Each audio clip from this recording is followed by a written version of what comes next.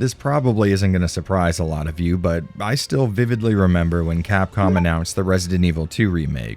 Actually, looking back, it's kind of surreal. I mean, the idea of an RE2 remake was so seemingly impossible that to a lot of us it became a bit of a sarcastic joke. Well, little did we know that not only would it happen, but it would become the catalyst for a whole slew of remakes in the franchise. When you stop and look around for a little bit, you start to notice things could certainly be worse for our favorite zombie apocalypse series. And despite any critiques I may have had of what's been released since that initial RE2R announcement, and let's be honest, what's likely to come, I've got to admit I'm pretty stoked on being able to see all of this unfold. And you know, I imagine for the hardcore RE4 fan, this last release is going to have a very similar sentimental value. Now, you guys know I tend to have a, let's say, storied history with the 4th numbered Resident Evil title. And similarly, I often have certain expectations for remakes that are, let's face it, rarely met. Essentially, this couldn't have possibly been a more interesting video to work on from my perspective. It's the intersection of two subjects I've got a lot of feelings on, and in the interest of getting right into it, let's go ahead and dive in. What's up, guys? I'm Jared from Avalanche Reviews. Welcome back to the Resident Evil Retrospective.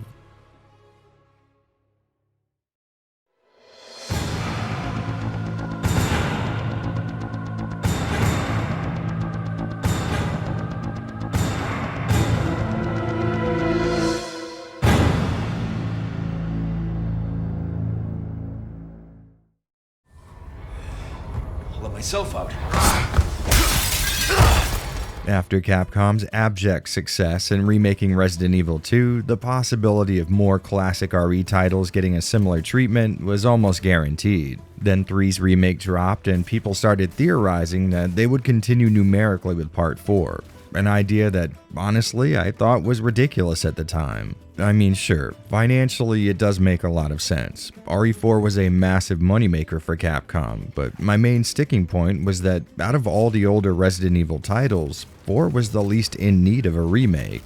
Think about it, Part 4 essentially laid the foundation for nearly every single Resident Evil game that would come after it. It was such a ubiquitous formula for the series that when it came time to remake 2, instead of staying true to the perspective and style of that game, they basically poured 2's contents into an RE4 mold.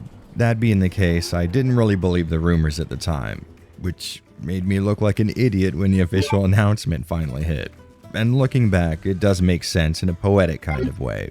Resident Evil 4, when it was released, was so damn popular, it would influence the direction modern RE remakes would go in, and now we're seeing that cycle essentially complete itself, with 4 being remade in a style that it itself popularized. And at least on paper, this stood a real chance of being much more faithful to the source material than the previous remakes. Unlike 2 and 3, there would be no need to transplant classic, fixed perspective, survival horror gameplay into an over-the-shoulder action game. All of the new parts were stamped from that original RE4 mold, and I would imagine that made the process a little more smooth, both from a game design perspective and in the sense that they wouldn't have to worry about scorned fans of the original starting some kind of riot over radical changes to the original's look and feel. So all in all, things were looking up for everyone. Fans of the original could expect another shot at a game they love, and classic RE heads like myself could look forward to another solidly made action game.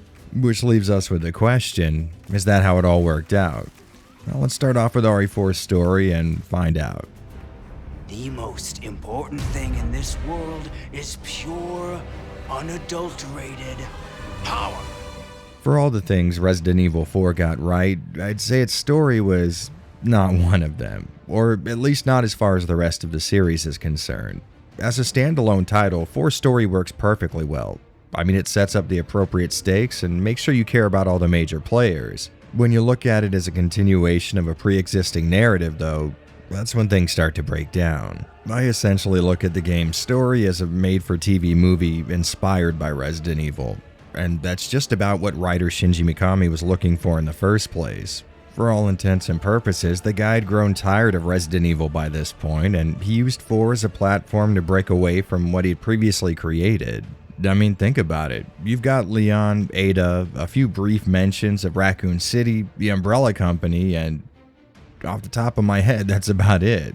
This was clearly meant to be its own tale, using only the bare minimum necessary to tie into the series as a whole. And I'm not just talking about a lack of callbacks to previous titles. RE's 1, 2, 3, and Code Veronica were all stories about events stemming from a pharmaceutical company covering up its involvement in illegal experiments with a virus and the subsequent outbreak of that virus. By comparison, 4 has you taking on the role of Agent 00 Leon as he infiltrates a religious cult turned parasite-infected hive mind that has literally kidnapped the president's daughter. Clearly pretty far removed from series doctrine. And besides the general overview, RE4 is much less interested in grounded realism than any of the games that came before it. And I know, you're just itching to call me on that. Yes, a game about a virus bringing people back from the dead only to crave the flesh of the living is pretty far removed from reality. But at their core, the older RE games were about regular people getting caught up in the actions of a rogue pharmaceutical conglomerate with government contracts, and the conspiracy resulting in them trying to distance themselves from the consequences of toying with things they don't understand. In earnest, it's not exactly a fantasy tale that could never happen in the real world. And contrasting that, 4 seems to not aim at any kind of suspension of disbelief whatsoever. Exhibit A, Napoleon with Progeria. It seems pretty clear to me that Mikami wanted all elements of this game, including its story, doing one single job, which is supporting the heavy action emphasis of its gameplay. And despite me often criticizing that, I can certainly respect it. Like I said, the guy was tired of making Resident Evil games, and he essentially carved out an opportunity to work on a brand new series within his role of creating a Resident Evil game. And again, it's not like RE4's story isn't good. It works perfectly fine at what it does, and as a little plus, this is the first time we would get a look at the physical competitiveness / sexual energy between Leon and Ada, which was a genius little addition to their dynamic. You get the feeling that at any moment these two were equally liable to start banging or getting into a fist fight, or possibly the third option of both simultaneously. Look, before I get myself turned on, what I'm trying to say here is that while I think Resident Evil 4 sucks at continuing the tenets of the series in its narrative, it's still a perfectly functioning story on its own, which I think is why it worked so well at the time. With RE4's hype train combined with the popularity of video games hitting an all-time high, this thing got a lot of new fans into the series. And I assume playing Part 4 for the first time back then would feel like some kind of a lore iceberg, only hinting at events that these guys would have been totally unaware of. I'm gonna be honest with you guys, I haven't thought about it much, but just typing this sentence out makes me think maybe that's why Mikami chose not to include a lot of previous events here. Maybe he knew that this was going to be a lot of people's first RE game, and I guess regardless of whether or not it was on purpose, that was indeed the effect it had. And if you haven't noticed, I've been trying my hardest to actually avoid revealing what RE4R's story is, and mostly that's because I feel like at this point we're all really familiar with the events of Resident Evil 4. Hanging with you, not helping. That being the case, this isn't going to be a typical review like you'd normally find on my channel. Since this is a remake, I feel like my time would be better spent taking a look at how RE4R differs from the original, and as far as the story is concerned, it sort of feels like Capcom catered this one towards me specifically. Ever since Part 4 dropped on the GameCube, one of my criticisms has always been how cheesy the dialogue is. No thanks, bro. The game seems to want to set up this dark plot concerning a hive-minded parasitic threat taking the form of a religious cult. One that's poised to take over the world if they were able to body snatch a few world leaders. There's truly elements of honest-to-goodness horror in here, but instead of leaning into that, things are just played up for laughs. Leon makes wisecracks at every single conceivable turn, and no one seems to be worried about the dire situation they've all been put in. Even after Leon finds out that he and Ashley have been infected with the Plaga parasite, he doesn't miss an opportunity to ham it up and make fun of the people who are trying to kill him. Which sort of makes sense for me the player to do, but him as the character, he's not privy to that information. And I get that might be a real draw for some people, but it always just sort of took me out of the game. You know how sometimes a really bad movie might achieve some kind of a cult status based around how terrible it is? Oh, hi, Mark. Well, part of the reason for that is that people are drawn to how earnestly its creators tried to deliver something of genuine quality but ended up failing so hard. Well, within that metaphor, RE4 kind of feels like the video game equivalent of a director setting out on purpose to make a Troll 2 or Birdemic. Sort of like the cheesiness isn't genuine, but instead forced. That always kind of bothered me about the original, and here in the remake, I was really excited to see a lot of that shifted into the background. I mean, sure, it's still not the crime and punishment of our generation, and Capcom did seem gracious enough to leave in the bingo line, even though I imagine that was just because they caused a controversy. But overall, this is a more serious story with less of the sarcastic action hero jokes. Right from the start, Leon shows that he struggles a lot more with what he went through in Raccoon City, and possibly even more so with the training he was forced to undergo afterwards. He's not as bright and cheery a character this time around, and I don't know, I kind of like that. Although, I will admit, having the game visibly show that by giving him dark circles under his eyes all the time does feel a little on the nose. Ashley in the remake, while keeping a bit of that kidnapped princess, helpless energy from the original, is more willing to jump in and help. And even if mostly this is conveyed through short snippets of dialogue, it helps round her into an actual character. I won't run. Wait for me, Leon. Salazar is very much still a Saturday morning cartoon character in his line delivery, but he's had a bit of his nonsense toned down. He doesn't lose his cool as much and throw childish fits anymore, and overall his body language has been kept a little more in check. You talk too much. Failed. You vulgar, utterly uncivilized. He's just less theatrical here in Remake. Although you can tell a little of that ridiculousness is still present, it's been diminished a degree. Honestly though, Luis seems to benefit the most here in the remake, with him getting a lot more screen time and, in my opinion, some really positive changes to his character. He does still maintain that playful, horn dog kind of attitude, but now you can tell there's more behind it. Then come, Sancho Panza. Let us rescue the Princess Dulcinea. You gonna hurt yourself. Hey, that was my lance. In this version of RE4, he was an employee of Umbrella, but got out around the events of the Raccoon City outbreak to avoid being arrested for the role that he played in it. After returning to his hometown, he ends up getting mixed up with Los Iluminados, and after realizing he's making the same mistakes again, he makes a deal with Ada to get out. The guy clearly feels remorse for his actions, and he sees Leon and Ashley as a method through which he can get some level of redemption, but he's still mostly self-interested. Like, he's willing to take on a bit of risk by helping our two heroes rid themselves of the Plaga inside them, but his escape deal still requires him to give up a sample of the Plaga to whoever's employing Ada. By the way, yes, I do know who's employing Ada. I'm just trying to avoid spoilers, so please don't leave that "oh my god, he didn't even beat the game" comment. I'm begging you. Here in the remake, he's a much more tragic and interesting character, I think. Like, obviously he made a mistake by helping Umbrella poison an entire city with a zombie virus, and that seems to have set off a sequence of dominoes that he's helpless to stop. Just to stay alive, he keeps having to help terrible people do terrible things, and he sees helping Leon and Ashley as the one truly good, selfless thing he's been able to do in a very long time. And that makes him endearing to us, the player, but I mean, realistically, he's still helping out a shady organization. I kind of like that. He's a much more complex character. It's less clean and maybe more of a human approach, and I think it works. Now, Luis wasn't exactly poorly written in the original release, but by comparison, he plays a much bigger role and he's less one note. He keeps the wisecracking exterior he used to have, but there's just more of a payoff when you find out there's something underneath it.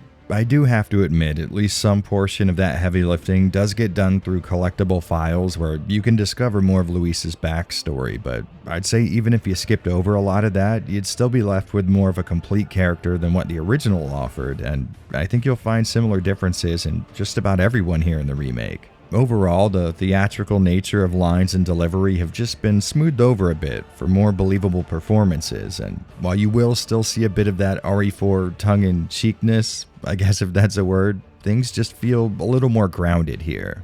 The emphasis, of course, being on the words more grounded. This is still the same exact story that existed in the original, and that means the ridiculousness of it is well intact. It just seems to play all of that weirdness with a straight face, which is something I've always argued would have been a better move for RE4 in the first place. In discussing RE4 a lot over the years, I find that people seem to think that a darker, more serious attitude would have been awful for this kind of story, but I sincerely hope that seeing it in practice here in the remake will show that it definitely can work. Of course, that's a relatively subjective take, but I'm going to give you another one by saying I feel like as far as story is concerned, RE4 Remake is a massive improvement over the original. Instead of playing out like some kind of purposeful mockery of an over-the-top action movie, we get something that feels a little more grounded in seriousness and slots in better with the current set of remakes that we've been dealing with so far. A quality which I think shines through in the voice acting. The vocal performances were pretty damn iconic in RE4 proper, and for good reason, so naturally people were a little weary of having different actors come in and giving their takes on the matter. I would say though, at the very least, the new voice cast does just as good of a job at bringing their new characters across. Go now. Deliver to these vagrant children their salvation. To be completely fair though, I was never really that in love with the original voice acting in the first place. I mean, it sounded great to me at the time, and it still does, but because I never tied any kind of an emotional value to this entry in the series, a lot of the more pivotal elements just ended up as set dressing for me.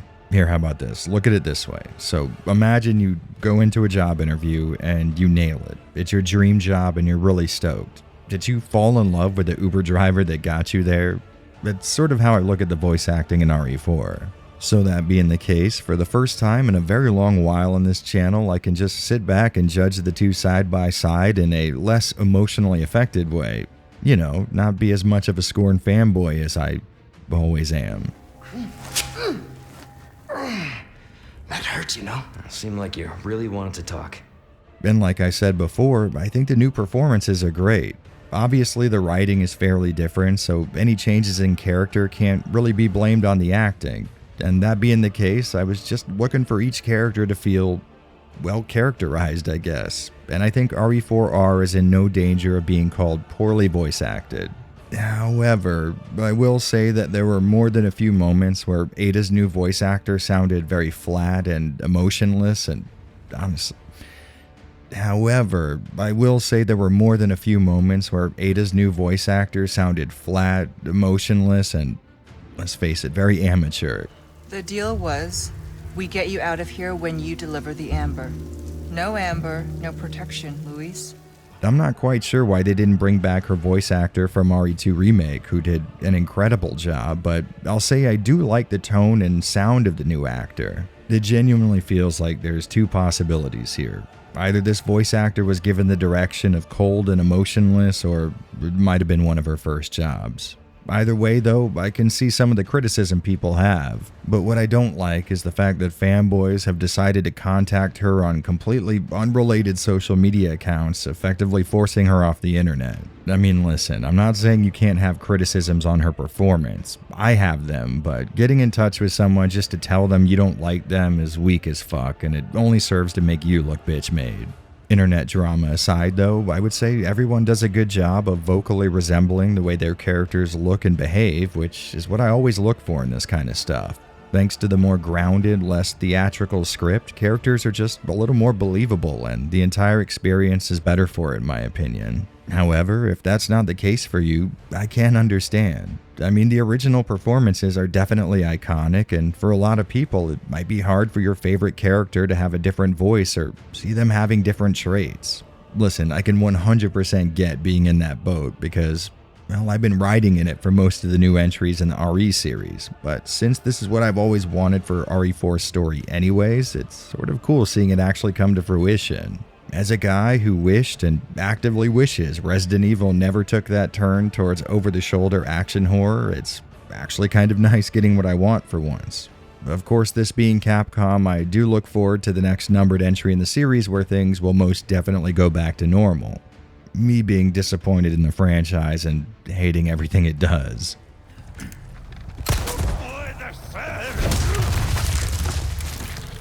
There's no doubt that Capcom steered clear of that untouched remake side of things when working on RE4R's story, and the same can definitely be said for its gameplay, although at a glance, you could be forgiven for not thinking that's the case. The original Resident Evil 4's gameplay essentially created a blueprint for how RE games were going to be made for years after its release, and since then, I'd say they've made some improvements to the general formula along the way. And there's no doubt that as it's evolved, it moved further and further away from that core RE4 style, for lack of a better word. And since this is a remake, they had to show a little restraint in terms of implementing some of those evolutions, which is something I can really appreciate. After all, ideally, with a remake, the goal isn't to radically alter things in the name of progress, but instead to reproduce something how it existed before, only slightly improved thanks to the experience gained since that initial release. For example, you're still going to be shooting from an over-the-shoulder perspective and looking for head or leg shots to open enemies up to melee strikes. Similarly, you're still going to find yourself up against a whole lot of bad guys at once, and just like before, picking your shots in good target priority are going to do a hell of a lot more good than just firing blindly with your most powerful weapons. So you could definitely say things work in roughly the same way, only here in the remake things have been tweaked ever so much. For example, you can now fire while moving, something that the game's difficulty has been adjusted for. See, in the original, the developers had the enemies running up to you at a full sprint and then slowing down just as they got within range because you essentially had to plant yourself into the ground before shooting. Of course, if you're coming straight from OG RE4, this is going to feel like a massive improvement, but since RE games had adopted the same innovation for years now, it's not exactly a revolutionary step forward. And speaking of steps, damn, that's a good transition. Instead of the tank controls used in RE4 on GameCube, the remake goes for RE2R's more momentum-based movement. And basically what that means is you're going to have to account for Leon actually shifting his weight and coming to a stop gradually, as opposed to being able to stop on a dime and change directions almost instantaneously. Now, you could definitely argue that this is a more quote-unquote realistic style of control where it feels like Leon actually has real-world weight and needs to account for momentum and gravity, but I don't necessarily think that's what RE4R needed. That being said, realistic or not, this is without a doubt a much more fluid control scheme compared to the original, and as a result, combat can feel much more responsive and snappy. It's definitely something you're going to need a little time to get used to if you haven't played the remakes of 2 or 3 in a while, but I would wager it won't take you very long till you're comfortable. In the original game, the knife played a huge role for those looking to conserve ammo. On the harder difficulties, the game became a matter of getting a head or knee shot, knocking the enemy to the ground, and knifing away. It took something that was more often than not an optional strategy in the older games and made it into a nearly integral part of 4's combat. I really like that, and since I stayed away from a lot of pre-release media and news as far as the remake was concerned, I wondered how they would alter this mechanic, if at all. And when I finally got my hands on the finished product, I was actually kind of blown away. The knife here in the remake is just as important as it used to be, only its versatility has been greatly increased. Of course, you can use it just like you used to as an ammo-conserving attack, but it's got a lot more going on here. A well-timed button press will have Leon deflecting incoming attacks with the knife, which can open an enemy up to a follow-up melee hit. And as far as I'm concerned, this feature right here may as well be the game's best addition to that core RE4 formula. I will admit, it did take me an embarrassingly long time till I was instinctively reaching for that knife button when attacks came my way, but holy hell did it come in handy when I finally wrapped my head around how to best use it.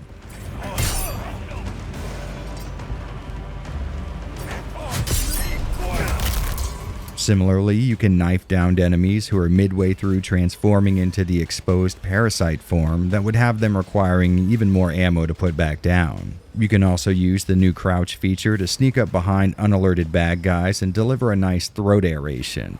On top of that, getting grabbed triggers a nice little choice between eating some damage and mashing out of it, or using the knife for an instant release. You get all of this on top of the knife's original utility, that being the ability to just swing it around like a madman. It doesn't sound like a huge deal, but this one item makes the game infinitely more enjoyable to play, and it fits so naturally into the gameplay that when getting footage of the original for this video, I ran into several situations that had me uselessly mashing the knife button on the GameCube controller just before an attack landed. Something that's actually pretty damn wild considering the fact that I played Remake with a keyboard and mouse and the original with a GameCube controller. It just feels right in this kind of combat, and I really couldn't imagine a better use for the knife if you paid me to. But to help balance how OP the knife can be to even the most mid RE4 player, aka me, it's got a durability meter that can limit how much you're able to use it. At the start of the game, you're going to need to be smart about how much and when you engage with this mechanic, which makes for a nice risk-reward system that runs in the background of your mind while you're playing. When you get grabbed, you've got to decide, well, do I want to take a big hit to my knife's durability, risking a future attack landing because I've got a broken knife on my hands and can't counter it, or do I eat the damage and trade a little bit of health for a lot of meter? And the same goes for the stealth kills, which I will add, thankfully, are totally optional. Do you want to spend meter or ammo to put this guy down? It adds a nice amount of forethought to a combat system that already awarded a more strategic approach compared to other shooters. Thankfully, the knife can be repaired at the merchant for a price, as well as its durability increased, and if you're in a pinch, you can find lower quality knives that are going to break much easier but serve the same general purpose. This was an amazing new mechanic as far as I'm concerned, and like I said before, it just fits so perfectly with that RE4 brand of combat that you could be forgiven for thinking it had been in the game since the very first release. Outside of that, I noticed the QuickTime events have been cut back to a very, I'd say, satisfying extent. You're still going to have to mash your way out of a grab, and well-timed button presses can have you avoiding damage, but they're totally absent during the cutscenes. Something I don't think many are actually going to miss. I mean, don't get me wrong. At the time the original was released, it was kind of cool seeing Mikami go all in on what was a relatively rare gameplay mechanic, but I get the feeling he never heard about the concept of too much of a good thing. Honestly, even now when replaying RE4 Original, I'll get to a cutscene and put my controller down sort of instinctively, only to fail a QTE that I forgot about, and now I've got to sit through that same cutscene again. I know these things sort of account for a lot of RE4's general identity, but after playing a version of the game that lacked them for the most part, I think this is one element I'm okay with the devs leaving out in the remake. Although I can't help but feel like it was a missed opportunity not to have them toggleable in the options for people who do prefer them. And keeping up with the positive changes, Ashley no longer has a health bar. She can still take damage, but it seems way harder to get her hurt, and if she does take too much, you can just run up to her and give her a pat on the back, healing her of all injuries. Something I honestly had to look up, because I genuinely never had that happen to me in all 1.5 of my playthroughs. I feel like this was another smart idea, as an easy 86% of my deaths in the original game came from Ashley deciding the best place to take cover from the parasitic cultist I was currently shooting at was directly in between them and I.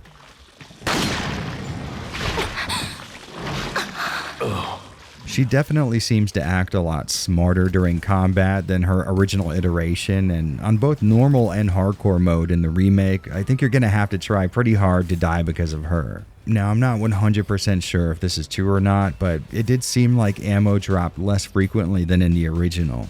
Even on normal mode, it seemed like I was always teeter-tottering on the verge of running out of handgun ammo. To tell the truth, I never really got to the point where I did, but the game kept tensions high by making me feel like I could at any moment. So you may have noticed a theme here. I am pretty damn impressed with the changes made here in the remake. You guys know I typically like my remakes closer to the warts and all sort of approach, but since I never really had that emotional sort of connection with the game as it existed before, I think I'm able to really appreciate the things that they changed, even when those changes come at the cost of elements that used to be present in the original not making it into the remake. That being said, I've also got a lot of stuff to say that doesn't exactly fit snugly into that positives category, but first we'll start out with something I would consider more neutral. Here in the remake, there are a lot of dropped set pieces and locations. Off the top of my head, I noticed that they axed the U3 boss fight, laser hallway, the statue chase, garbage chute crane section, and the fight on the back of the garbage truck. And while some of these cut scenarios were replaced with a new set piece like a wrecking ball area or the turret sections, most of them weren't, and in principle I should probably be mad about that, but if I'm being totally honest, RE4 OG might have some of the absolute worst pacing I've ever seen before. The game wears out its welcome long before the castle section is over, and aside from the regenerators, most of the island could have been cut and I would be totally happy. I know that's sacrilege to say, but you can only endure high-octane, near-constant action for so long. Eventually, you're going to be looking for the game to actually end, and in my experience, that's about halfway through the castle. So any attempt to trend down or further hone the original's crazy long runtime is well appreciated. And to be fair, it's not like Remake is a short video game. I mean, I just recently finished RE2 Remake in a single sitting with both campaigns, and that still only added up to less than half of my first playthrough of 4R. Of course, my completion time is probably going to be longer than most because I had to replay sections and spend a lot of time just looking at things so that I had a good amount of footage for this video, but I would imagine a first-timer could see the ending in, I don't know, 16 hours probably, which I would say is definitely a good value proposition for anyone. So the cut areas and set pieces combined with the still relatively long runtime end up canceling each other out if you ask me.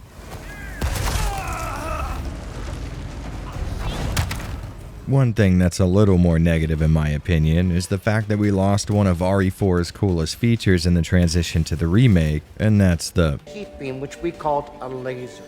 Ever since first playing the original RE4, I became obsessed with video game HUD elements that made an effort to look like natural parts of the game world as opposed to some artificial high score counter above everything else. I really like being as immersed as possible when I play something, and the less work my brain has to do to get that way, the better in my opinion. Diegetic HUD elements do a lot of heavy lifting in that regard, and while the on-screen crosshair that RE4R uses gets the job done perfectly well from a gameplay perspective, I'd be lying if I said the original laser sight wasn't sorely missed. The new reticle works similarly to the other recent RE remakes, with it rewarding careful aiming and precision. Basically, if you stop moving and take a while to pick a target, your crosshairs are going to narrow, leading to a more damaging shot. The only issue is, in RE4 Remake, the emphasis is tuned much harder towards action and fast-paced movement, even than the original.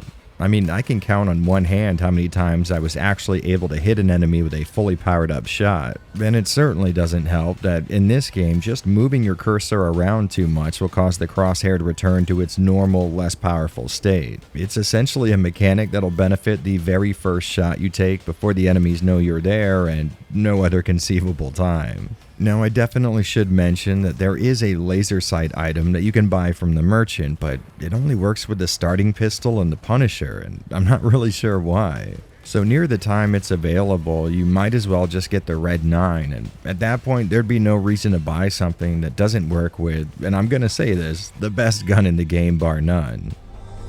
We're starting to get an idea of your tastes, friend.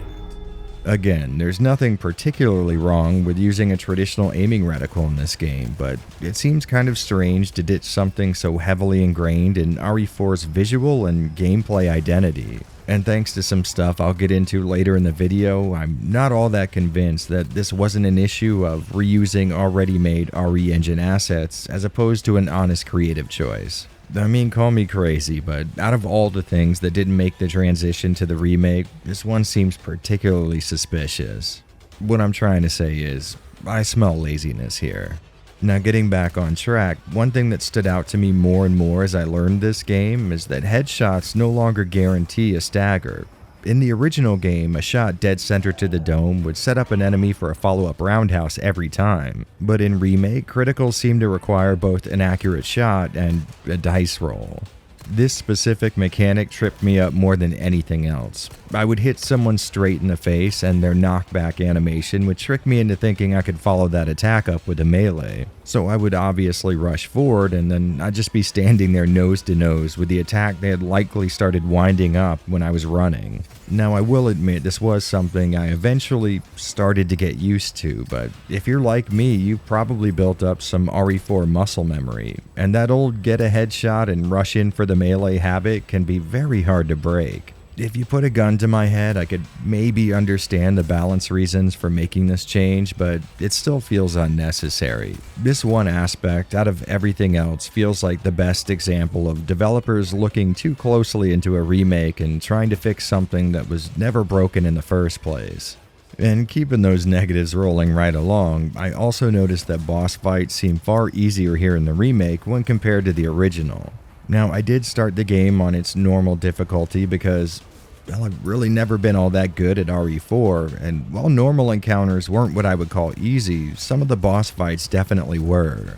I assure you this is not bragging, but I steamrolled Elegante and Del Lago without taking any damage at all, and it wasn't until the Salazar fight that I actually died on a boss. And this probably goes without saying for those of you familiar with my past accomplishments in gaming, but this is not the case in the original RE4. So when I started up a second playthrough, I used the professional difficulty, and it most definitely provides a much more fun challenge. In normal mode, I would still die in regular enemy encounters, but a lot of that time was just me experimenting with the game or getting lazy. But on professional, the game was punishing every single mistake I made, and it really forced me to play a lot better. Enemy damage output, HP, and speed are much higher here, and it didn't seem like I was as flush with ammo and healing items this time around. But that is sort of hard to gauge since normal mode did such a good job of making me feel like I was just barely eking by anyways. And, getting back to that whole missing laser sight argument, one comment I can make about either game, laser or reticle, is that they both have a real issue when it comes to accurate aiming when an enemy gets in your face. In RE4 Original, I think it had to do with how the laser had to juggle being visually accurate to where your bullets would hit, but also physically accurate with where your gun was pointing. In Remake, however, it's more of a problem of the camera zooming in a little too far for my taste when aiming, which can make it a huge pain in the ass tracking more than one target or being aware of your surroundings when you get swarmed. Luckily, the remake has Leon's character model moving his gun further back to account for the closer enemy, so the problem isn't caused by a similar issue, but the result is roughly the same anyways. Thanks to fellow YouTuber Under the Mayo, I found out about a mod that either fully negates or mitigates the depth of that zoom. It looks really damn useful, but I will admit I haven't tried it yet. It does, however, stand to reason that this would solve my issue here in Remake, so I'll leave a link to that video in the description because it seems to me this is the kind of mod that improves gameplay without bringing it too far outside of what the developers intended.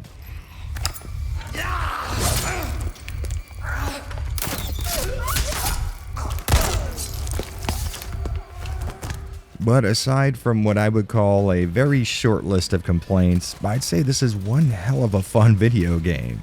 I mean, the core formula of RE4 was already well executed and engaging, and the remake makes sure to mostly build off of that foundation instead of radically altering it. Now, it certainly could be argued that the new knife mechanics are a pretty radical change, but after getting used to them, you could be tricked into thinking this stuff had been there since 2005. That and just about everything else that was changed gameplay-wise feels true to the spirit of RE4. And that being the case, I would say RE4R is a much more accurate remake than the two that preceded it.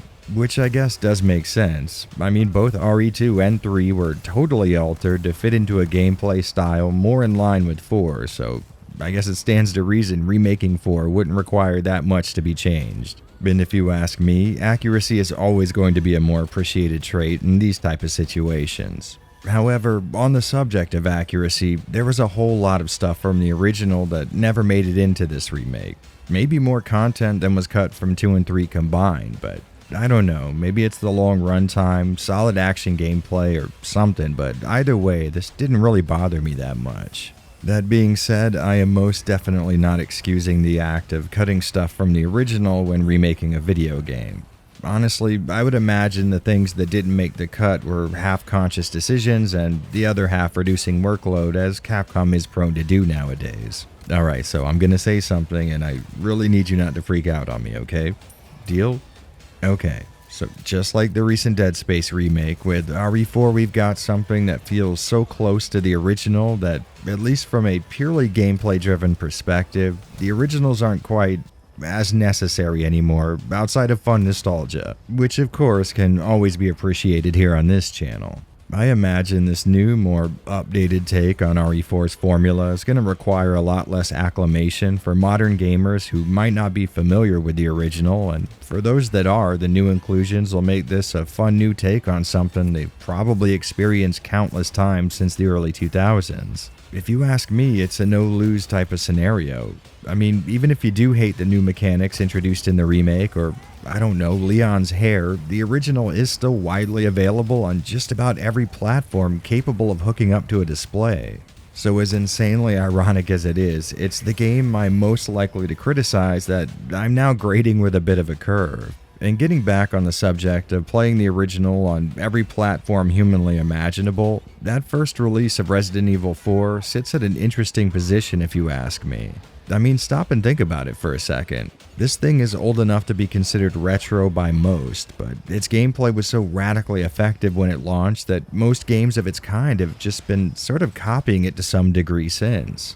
That being the case, going back and playing it on PC, Xbox, or whatever the hell else you've got, it's not going to require much coping with outdated game design. This thing is both aged really well for its era, and it's been kept in constant circulation thanks to re-releases, ports, and HD remasters. Really, it's the perfect scenario for everybody. Low risk, high reward all around. I mean, like I said, in my opinion, the remake is amazing and probably a better option for most when they get the itch to play RE4, but for those looking for that OG experience, you'd almost have to try not to get a hold of it on a modern platform. Here, think of it this way. Not only did Capcom, in my opinion, deliver something that easily lives up to a reputation worthy of such a revolutionary game release, but they also did so while keeping open access to its predecessor for those who aren't looking for a modern take on a 2005 GameCube game.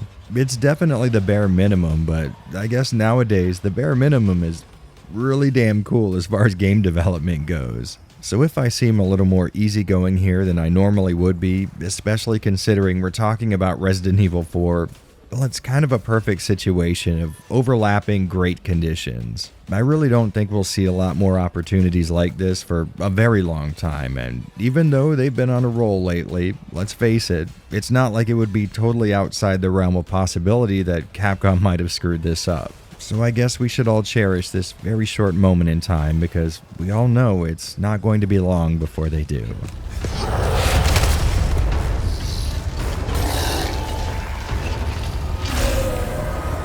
Alright, so it should be pretty apparent how much I like Resident Evil 4 so far. If you followed this channel for any length of time, you'll know that I was much harder on the original than I'm being right now on the remake, and I assume that's because I haven't played the remake a physically uncountable amount of times. But if you came here for my specific brand of negativity and you're feeling a little cheated right now, don't you worry. I've got some shit to talk as far as its presentation goes. Please, do continue. Okay, so that wording might set this up as a little more negative than I originally intended. What I really mean is that this one aspect of the game is probably where I was the most critical, and since I've been pretty damn nice so far, that doesn't exactly mean it did anything that pissed me off too bad. Really though, my first issue isn't necessarily with the game itself, but with you jerks. When I tried out RE4's demo on stream, I was walking around the starting area and found some crazy low-resolution textures. I sat there looking at them for a while and tried theorizing with my chat why exactly something like this might be there. You know, given the fact that RE4 likely cost the GDP of a medium-sized nation to produce. Well, anyways, I went on with the stream and left the archive up, and out of nowhere I started noticing a pretty big influx of comments on it, almost all of them furious with the idea that I would A, notice that a low-resolution texture was there, and B, that I cared.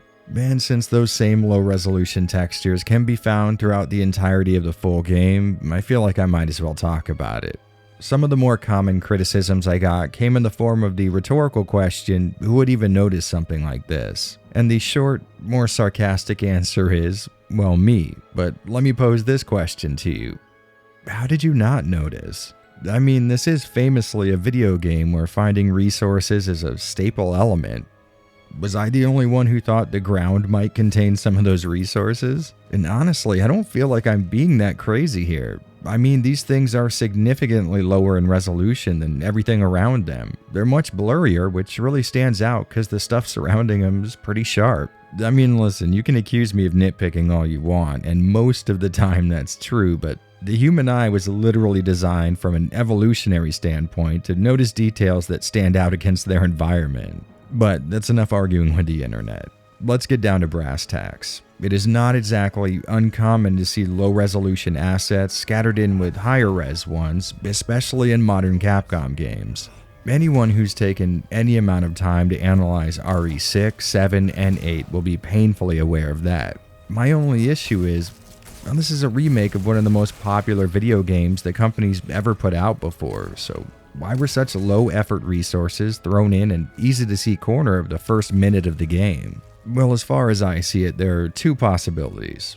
Or maybe three, but I'm trying to avoid assuming they ran out of time and had to cut a lot of corners. I mean, for sure, that might be a potential explanation, but it's one I can't exactly prove, and to be honest, most of this video would be filled with Capcom sucks as an explanation if I drew from that well too much. Then behind door number one is the idea that what we're seeing is the very ceiling of what Capcom's RE engine is capable of on modern hardware. And really, that's not exactly a far-fetched theory. Back when RE7 first came out, all of us were very impressed with what their new engine could do. Of course, since then, I've personally taken a closer eye to it, and it does seem like a lot of smaller textures for background details like rags and random trash are pretty low res. Now, I'll admit, this is predicated on the idea that Capcom are perfectly able to create higher quality assets, but need these low-res ones for performance or engine optimization reasons. I mean, if we sit something like Dead Space's recent remake against Resident Evil 4, it's pretty damn clear one is working with a lot more visual flair than the other in certain areas. Specifically, what we're talking about here, that being the environment and tiny details therein. Now, I should point out that RE4 does not suffer from the insane number of frame spikes that plagues the moment-to-moment gameplay in Dead Space, so there's definitely a trade-off being made, but from a purely visual standpoint, RE4 just isn't able to keep pace with the last few modern games I've covered on this channel. That being the case, I figure we might be looking at the upper limits of what Capcom can achieve using this iteration of RE engine.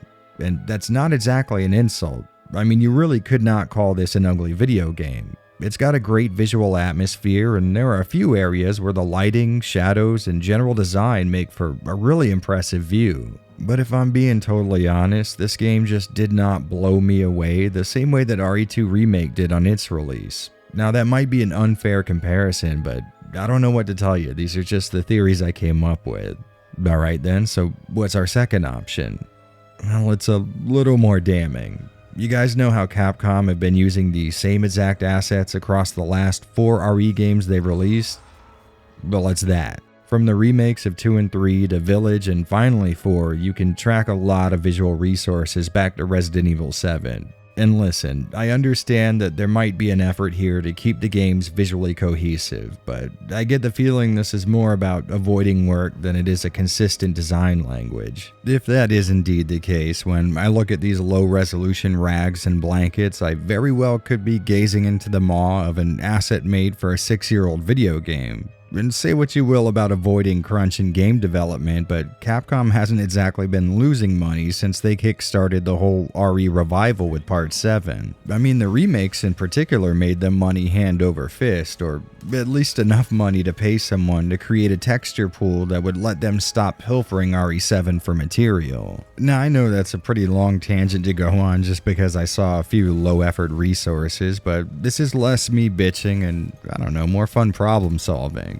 And that's important to keep in mind whenever I discuss visuals in my videos. More often than not, I'm just really interested in what I find. When frame rates fluctuate or when I come across graphical anomalies, I get really interested in what weak link in the chain could have produced it. These kinds of things just really get my brain working, and because there's so many moving parts in a video game, figuratively speaking, I get really excited at the idea of narrowing down all the options for a culprit. Essentially, recognizing small details like that is what gets me out of bed in the morning. So with that in mind, let's keep the criticisms coming. On the internet, it seemed like a lot of the discourse surrounding this game was centered on how different the characters look, and they definitely do, but I think the problem was that a lot of people seem to think that they look worse. Now, I'll admit personally, I don't necessarily get that feeling, but you do have to keep in mind this was a very big title for a lot of people. I mean, the number of you guys watching right now who got your start with the RE series in the 4th entry is likely pretty damn staggering. That being the case, it makes sense that people are going to attach a lot of value to the way it looked and felt. And there's no doubt Capcom went into 4 with the same spirit they had for 2. They've been on this kick of keeping the remakes visually different from the main series, and while some of you may not like that, I don't know, I kind of respect it. It's sort of like you've got 2 separate visual paths. The numbered entries have maintained a relatively consistent look across all of their iterations, and the remakes have made massive alterations to all the characters you're used to seeing. With that in mind, I was expecting everyone in 4R to really differ from their original looks, and while I think you could argue Mendez and Luis look subjectively more cool in the original, I don't think you could say they look bad. I will say that the smooth, less detailed style of the original 4 could be more forgiving graphically, so this may be a case of flaws scaling with details, but either way, we're not exactly talking about a massive L. Really and truly, I would argue every character in this game looks great. You've just got to mentally prepare yourself to see another interpretation of how you're used to them looking. I do, however, have one issue, and admittedly, this might be one where you'd be justified in calling it nitpicking.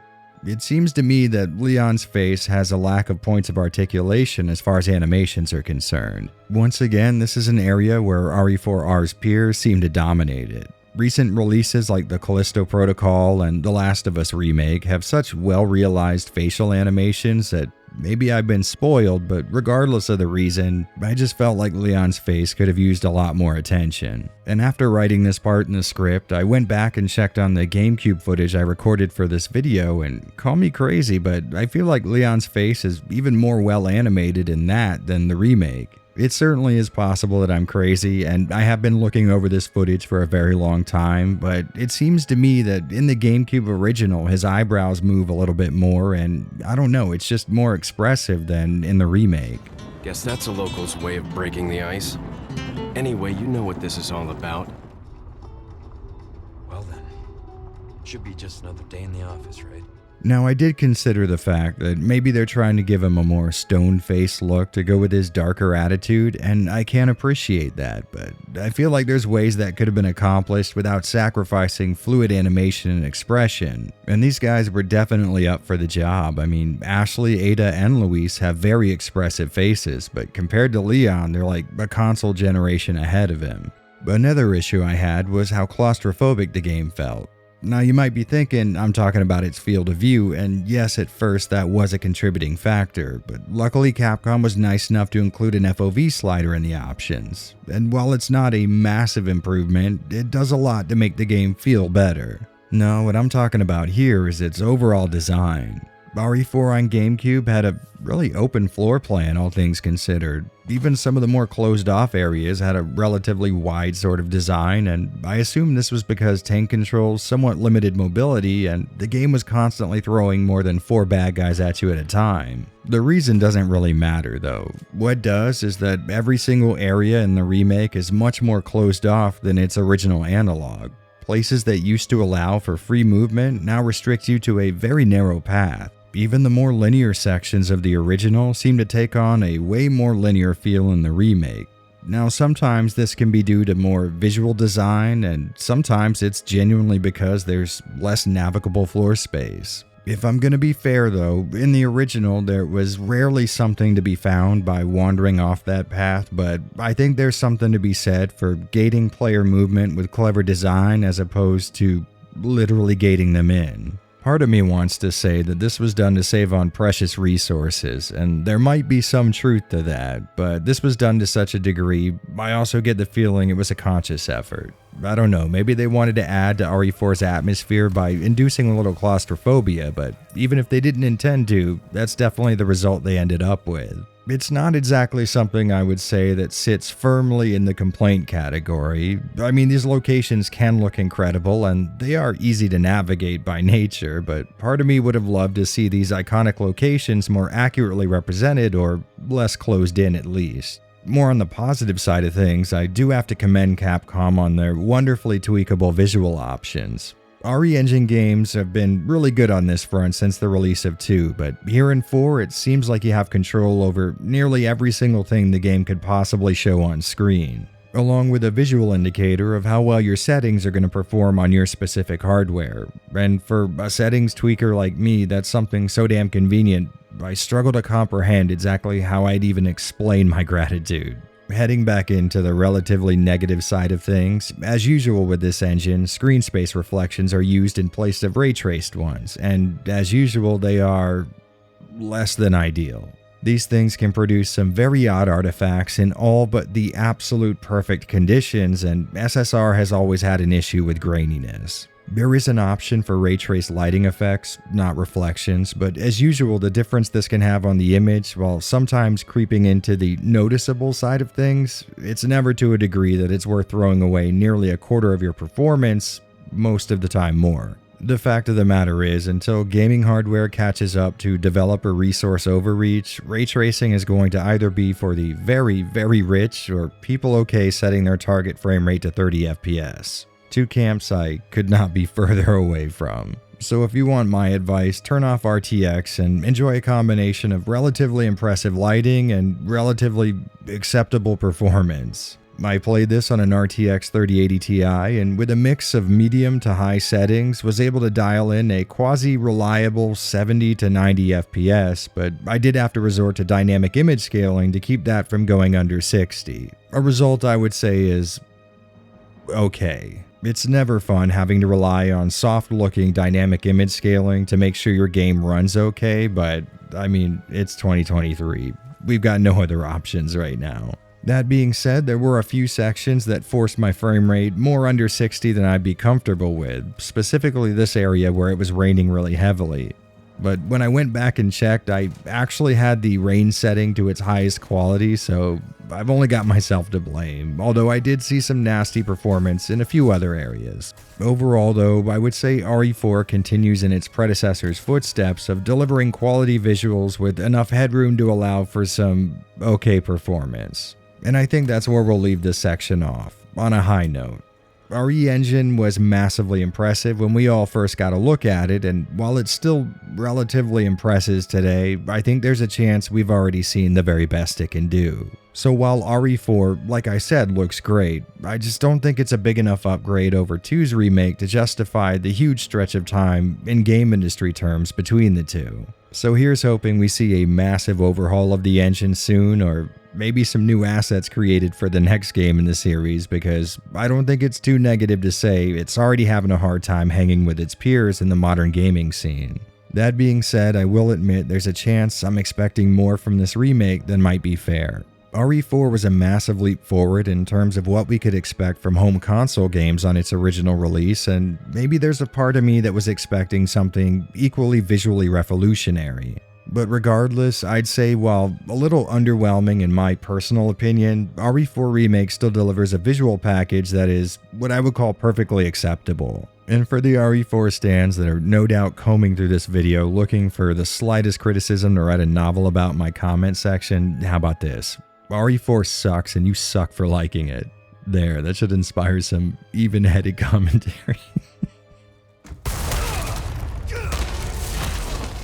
Well, I have to admit, I got into the Resident Evil 4 remake a lot more than I thought I would. I've famously been pretty critical of the original, and if it were up to me, its fame would be divided up evenly amongst the classic titles in the series. But maybe it's that level of detachment that allowed me to just have fun with this thing. Undoubtedly, there were elements left out, plot changes, or character alterations that might really upset a massive fan, but luckily that's not me. RE4 to me was always what I assume Mikami wanted it to be. A flash in the pan, an action over substance type of experience, looking to keep players' heart rates so high they start burning fat. And if you ask me, this remake is incredibly kind to that spirit. Or at least much kinder to it than they were to the original intent of RE2. So while it's certainly not the most accurate remake ever made, I think you could argue most of the changes were made to either make the game better or get closer to that original intent. Now, if you know me, this goes without saying, but yes, I would prefer a remake that sticks strictly to the original, only diverging when something needs to be added as opposed to being removed, and even then it's got to be done with care and reverence. That being said though, Resident Evil 4 wanted to keep players mechanically engaged first and foremost, and the inclusion of the new knife mechanics and repolished combat certainly keeps that dream alive. So for what it's worth, the remake of Resident Evil 4 gets my seal of approval. Although I am releasing this video long after anyone would conceivably wait to play the game anyways. Hey, what can I say? Going to a Japanese language school in order to keep my visa has been more of a time drain than I initially thought. But you guys know with this channel, the motto is always better late than never. Or more accurately, hey, that's not survival horror. Which for those of you wondering, no, RE4 is not. Well, me rambling this much is a clear sign I should get out of here, so I appreciate you guys for waiting on this one. I really hope this next video I'm working on gets to your subscription boxes sooner rather than later, but until then, I want to thank all of you for watching the Resident Evil Retrospective. Aquí nos despedimos, señor Kennedy.